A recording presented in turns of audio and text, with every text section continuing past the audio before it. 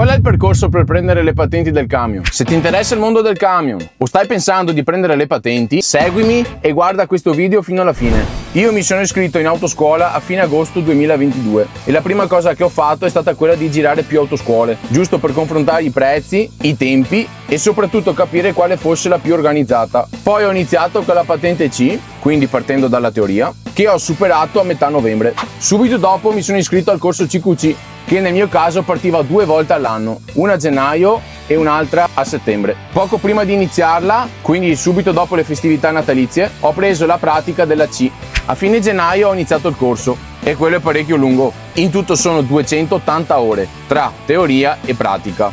Nel mio caso la teoria era di 270 ore, mentre le 10 ore mancanti erano della guida. Durante il percorso, verso metà aprile, ho preso la CE e mi è andata bene perché ho sfruttato le ore di guida della CQC.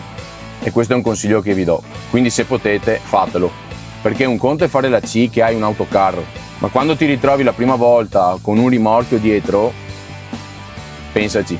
Una volta finito il corso a fine maggio, ho preso la CQC il 30 giugno 2023 ed è una data che non mi dimenticherò mai.